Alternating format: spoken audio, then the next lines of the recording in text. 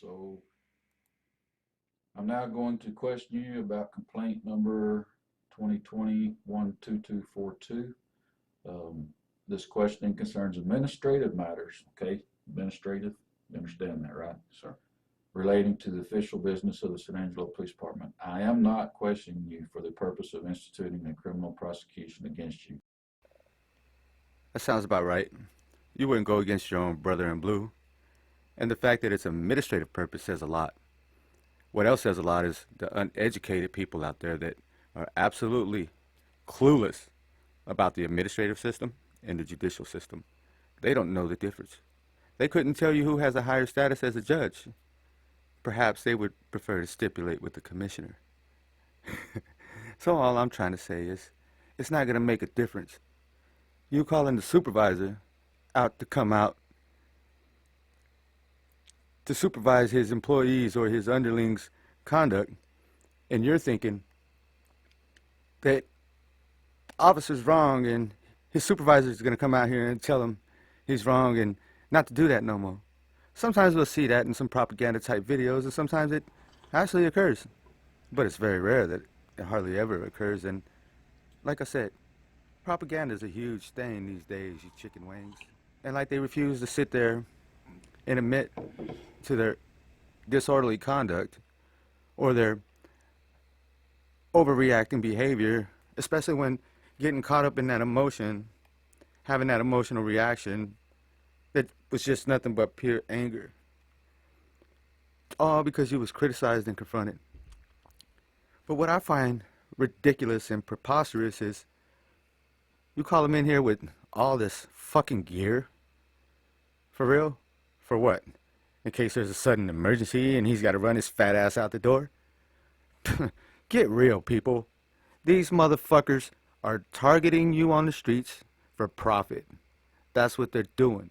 They're pushing the loop to put you out there and get you however the fuck they can because they're after that federal incentive that they get for housing the delinquent people in their communities.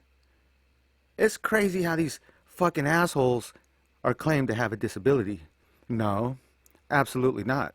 That's why these motherfuckers are carefully selected between a certain IQ score so that they're disabled and they have an excuse to say that they fit this certain criteria that they love to hire on the force.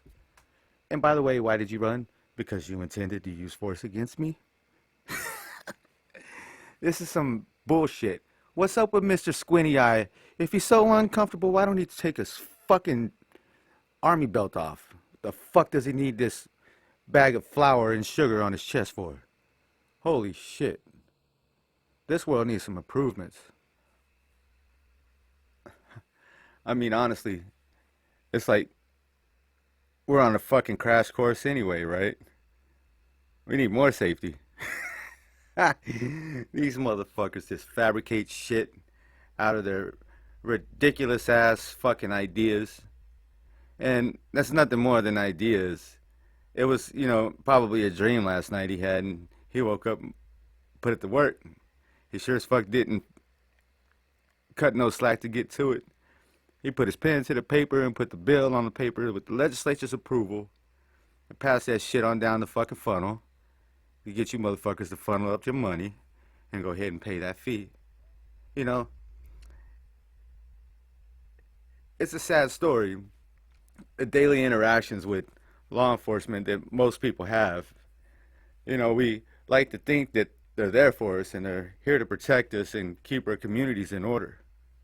While that's a very respectable and noble idea, and it's 100% agreed, but it's expanded beyond necessity, and it's overpaid, and they go out and create the danger themselves. It's funny how they charge you for a double standard, and they're just as reckless as you, and they need to shift the blame on someone else, though, even though maybe there was something legitimately wrong here. Maybe it should have been the other way around. Maybe somebody should have been chasing the cop that was chasing you, that shot you in your back, and you thought they were just warning shots that you were shooting in the air. The truth is, they see the general public as combatants militants. They see us as, potential threats. Well, fuck. Likewise, motherfuckers. Unfair ass treatment that you selectively give to people.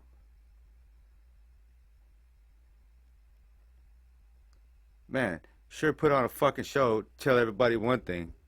But man, lo and behold, if people knew the fucking truth, if they could just imagine the conflict of interest that actually takes place in the day-to-day operations, the interagency mingling and sharing of information with overlapping agencies that profit from sharing that information. I mean, fuck, they just stick their hand in the information jar anytime they like. Come out with whoever fucking name they want. As long as you got their license, they can take it from you if they like. Would you like some fucking milk with that? Never mind, they're protectors. They're true protectors. Those motherfuckers over there at the State Bar Association. Holy fuck. This racket that they got rolling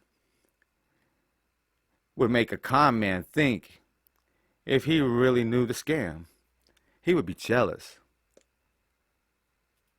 I mean, there's only one way to put this shit. It's a necessity for a good of the community that has the privilege to abuse the community, and the community can't do shit about it. They think the lawyer is going to come out of some law firm pro bono and represent his stupid ass on a traffic stop that absolutely has no merits to it whatsoever. But yet, this dipshit really thinks he has a lawsuit. But by the way, he probably does.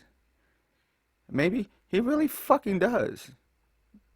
But maybe he doesn't see the conflict and the undue burdensome relationship that he's caught up in with this evil asshole that perpetrates to be a suave talking motherfucker in a suit that knows this trickery ass magic language. Of course he does. He's an officer of the court. His fucking court. How you gonna go to his bitch ass and ask him to represent you against an officer of his court? God damn. I mean, hell, it only took me 20 years to figure it out. I figured it out on my own. I found out about the conflict of interest. I said, holy shit. It's everywhere you look. You just don't even realize it. That's the biggest fucking picture of all time. If you could see that conflict, holy fuck. You could see the unlawful takings claim. Or the quiet title deeds. See, you guys listen to each other too much, man, and nobody really sticks their nose in the book. They just want to watch somebody else show them how to do it. There's no other way how to do it, man. You got to put your mind to it. But I got to warn you that when you put your mind to this kind of shit,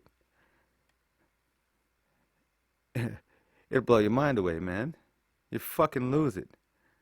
And you could say you gathered a little subtle art of not giving a fuck every once in a while.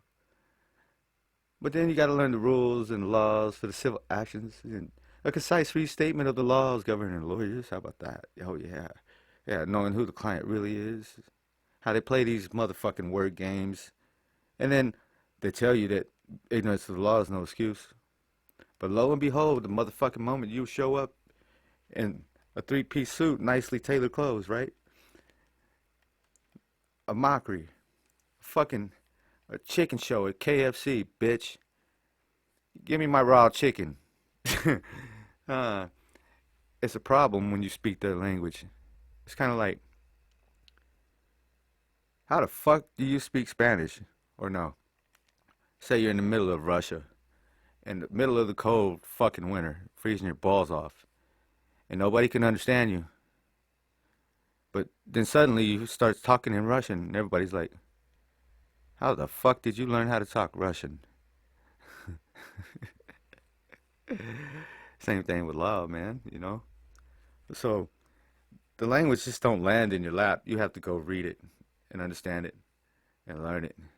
You gotta learn what things like facially prohibited bias is unrelated, and how it articulates right along the surface with prima facie evidence because at first glance it appeared true. Second look, you learned that it was false on its face. So, lo and behold,